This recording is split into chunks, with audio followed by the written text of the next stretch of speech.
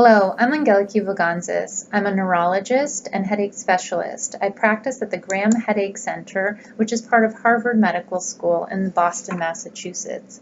I'd like to talk to you about the relationship between sleep and migraine. We know that people with migraine, up to a third, report sleep disturbances in retrospective reports. Specifically, they report difficulty with getting to sleep and staying asleep, poor sleep quality, a lack of refreshment after sleep, higher rates of snoring. We know that these relationships are not solely explained by comorbid anxiety or depression, but we aren't entirely sure what they mean. Furthermore, we know that sleep problems are more common in those with chronic migraine than with episodic migraine.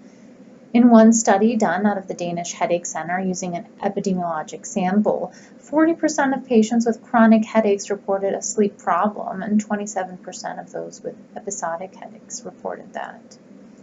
It's natural to look at the timing of sleep with respect to a migraine attack. Now, if we look at the timeline of a migraine attack, there are various instances where sleep is mentioned. In the prodrome, patients may report feeling tired, yawning, or having difficulty getting to sleep, in addition to other things like hunger, thirst, and irritability. During a headache phase, patients might report, again, difficulties getting to sleep or feeling tired. Interestingly, some patients use sleep as a medication, if you will, trying to get to sleep so they can abort their headache attack. After the headache phase is over, many patients will feel a sense of postdromal fatigue, which can last for several days following a migraine headache attack. When we look at sleep disturbance as a trigger, this is actually reported by about half of those with episodic migraine. It's both in retrospective reports of sleep, as well as some prospective reports of those with small samples of those with chronic migraine.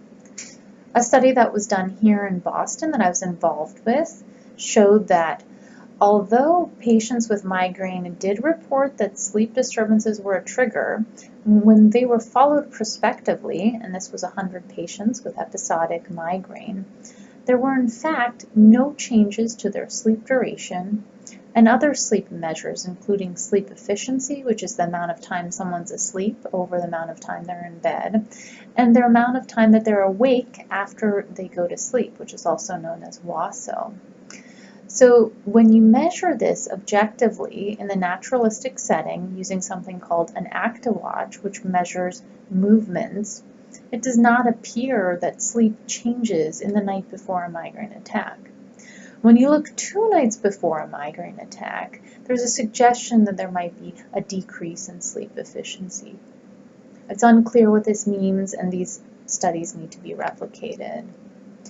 When you look at sleep characteristics the night after someone's had a migraine, we see that there are not dramatic changes to their sleep, either objective changes as measured by actigraphy or in their perception of their sleep quality. This is based both on a study that we did here using adults with episodic migraine, as well as a study that was done using children. Now, headache can also arise out of sleep. This is called sleep-related migraine. About 2/3 of those with migraine report occasional headaches awakening them from sleep.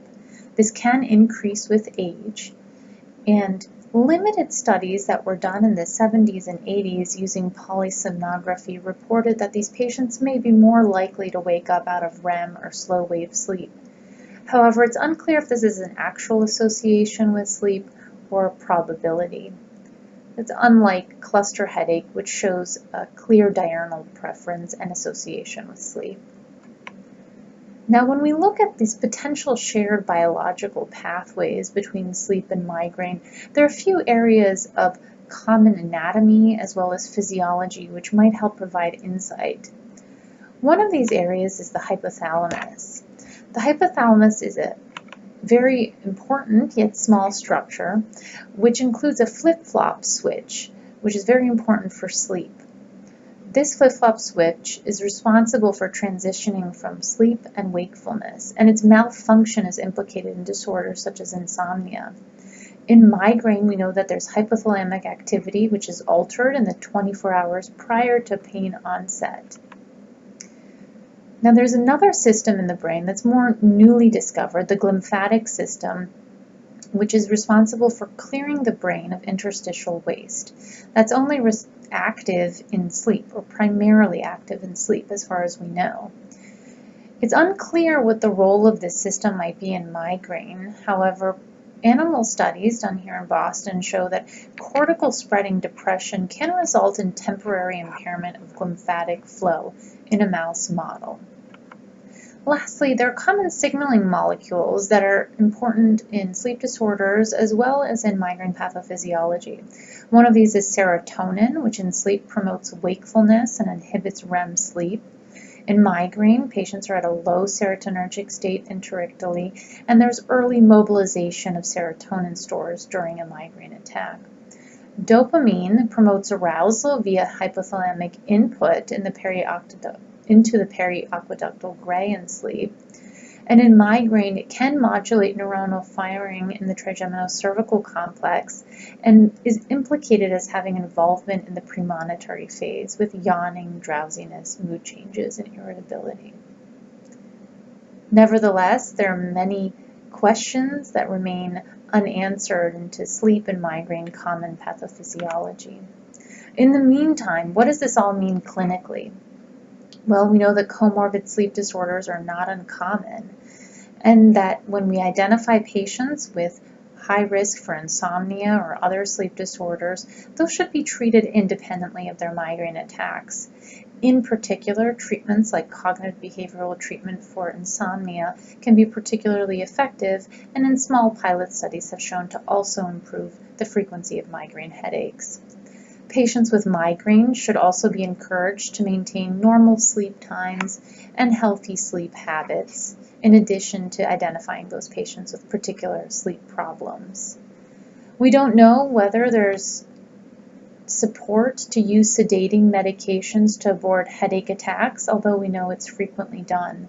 Further research really needs to help elucidate our current clinical practices, as well as to understand the basic science mechanisms underlying this very interesting relationship between sleep and migraine. Thank you.